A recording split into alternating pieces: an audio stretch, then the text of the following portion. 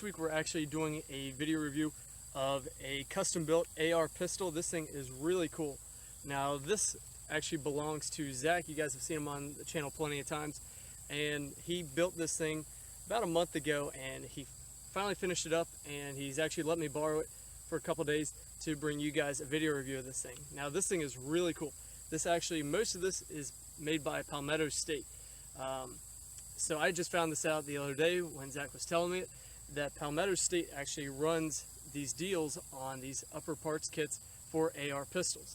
So obviously you're not going to get your lower receiver, you got to go to your local gun shop, or you got to do a transfer to get a lower receiver, but you can purchase this full upper parts kit from Palmetto State. So this is actually a 12-inch barrel, and the M-lock rail and the stock tube all comes with this rifle, or this pistol, should I say. Now you can, I have seen they actually sell these pistol braces on Palmetto State's website. Zach bought his separately at a different time, but the cool thing about these pistol braces are that if you do submit like an NFA form and you want to turn this thing into an SBR, this thing will pop right off here. This is a standard buffer tube that has a Palmetto State, you might be able to see their logo right there, a Palmetto State pistol brace on it. So I mean, this thing works pretty well as a stock, as you guys can see. I was shouldering on accident. I guess I was shouldering this pistol brace, but it does work as a pistol brace. You got your typical Velcro little strap right there. Now, those of you who know anything about AR pistols know that you can't mount a foregrip, but you can mount a hand stop. So this little hand stop is really nice. It's a mag pull hand stop, and for me, I actually like holding it a little more forward. Zach prefers to hold it back a little further. That's why he's got the hand stop mounted right here. Now, like I said, everything up top that you see besides the stock came with this rifle. Now the really cool thing about this entire build is the fact that Zach built the entire thing for just about $500, which is kind of unheard of for small AR pistols like this. Usually you can go to your local sporting goods shop and get a $500 AR, but not with a nice M-lock rail. This muzzle device is pretty crazy looking, but I'll get into that in a minute. So the fact that he was able to build this whole thing for just about $500 is pretty unbelievable.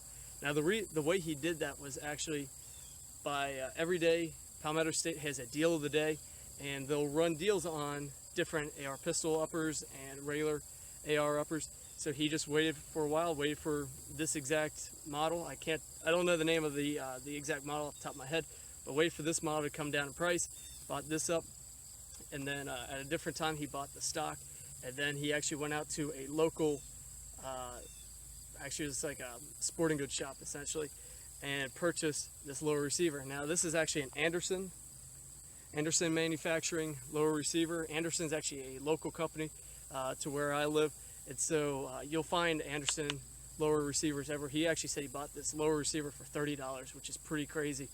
Now the other cool thing about this lower is the trigger in it also comes from Palmetto State. Now it's a standard GI trigger, but it's been polished, so it actually has a cleaner break to it. So it's not exactly lighter, but it doesn't have quite as much creep to it as a standard GI issue trigger.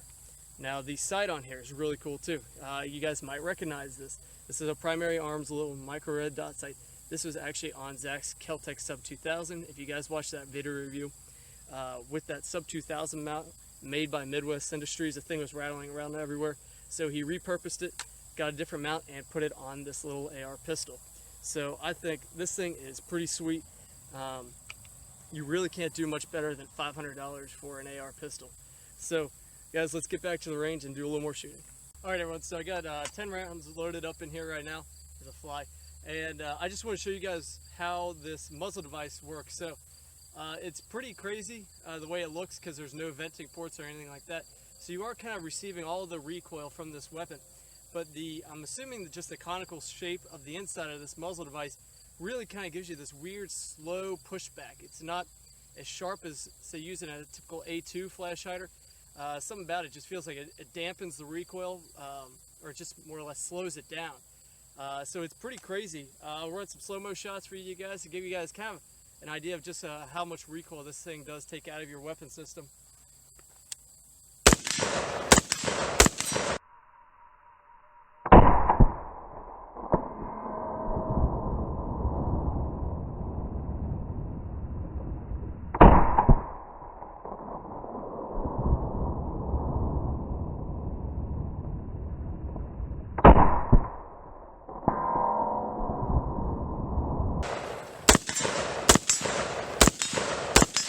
Alright everyone, so I hope that gives you guys a good idea of just how the recoil can really affect you with this type of muzzle device. It's a pretty cool little muzzle device, like I said.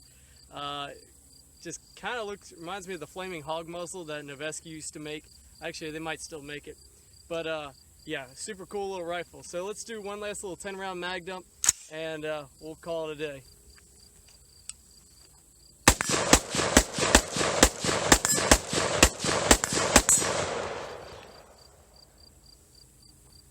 Doesn't get much better than that. So guys, thanks for watching, and remember to train like you fight.